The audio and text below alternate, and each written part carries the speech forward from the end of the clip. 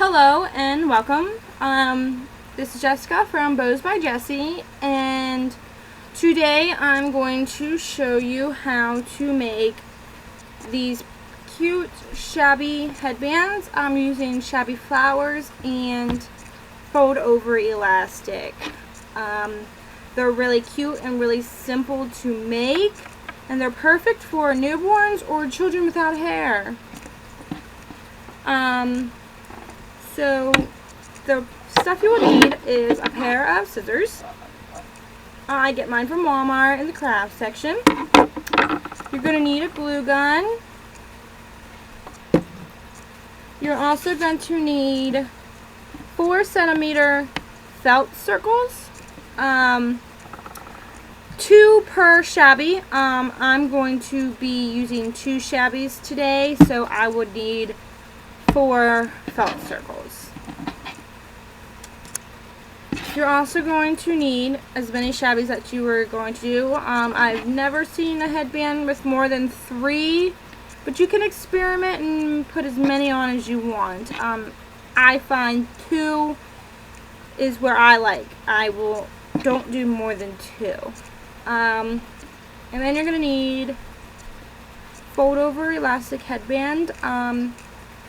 You can get these pre-made, or you can make them yourself. It's very easy, and the possibilities are endless with these headbands because there's so many colors and so many prints along with the shabbies. There's so many of these out there, and I will leave a link in the description box to where you can get these.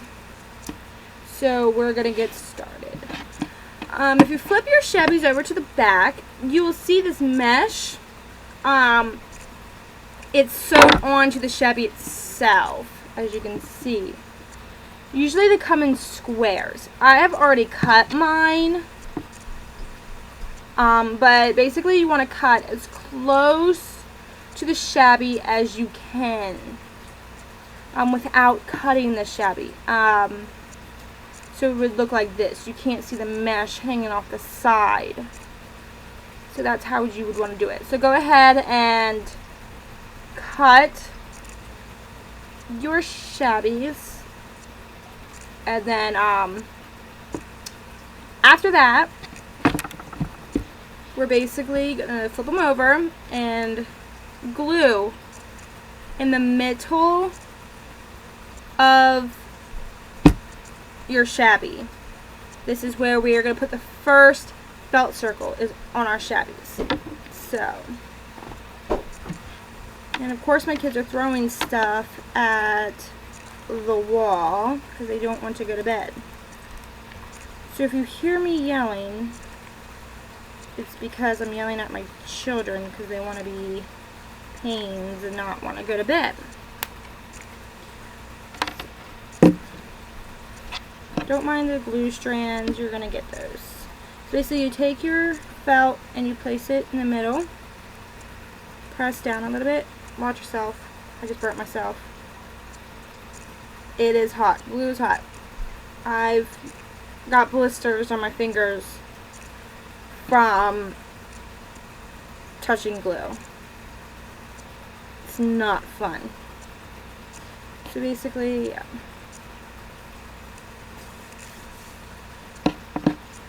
That's how it should look. Go ahead and do the second one also the same exact way. Just glue in a circle. You don't need to use a ton of glue, just enough to fit in the middle so you can have your felt circle in. Press down.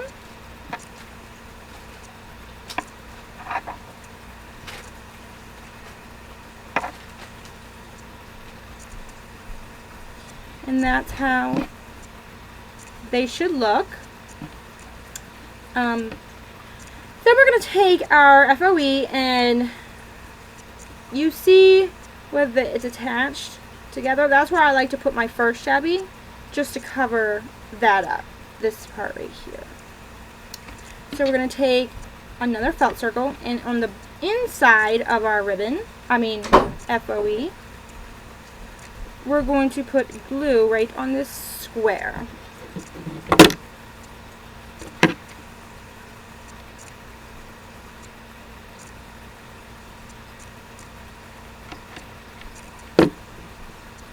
And basically put the felt circle right on the square as best as you can in the middle.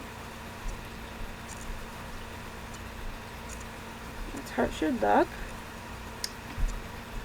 And it's nice to get felt circles that are the exact same size, because then it would be easier to line them up once we put the shabbies on.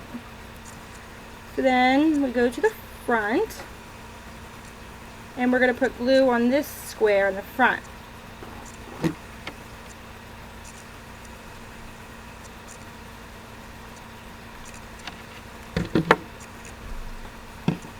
And we're going to take our shabby and try and get it lined up the best that we can. Just hold it there for a couple seconds, let the glue kind of dry.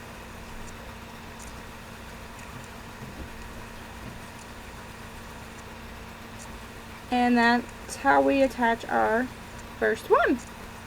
Now for the second one, we wanted to get it as close to the next shabby as possible, because when you stretch it out, they come apart a little bit, like they separate.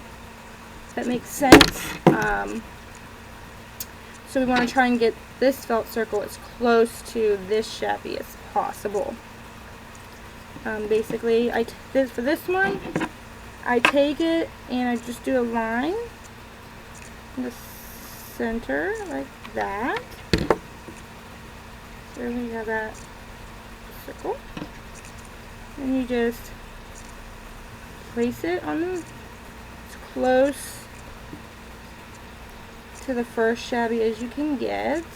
I kind of overlap mine a little bit.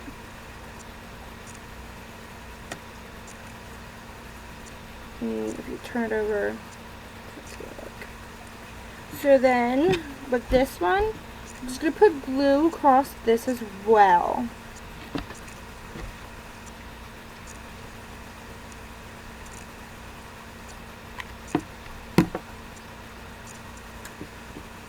And we're going to line this up with this circle as best as we can.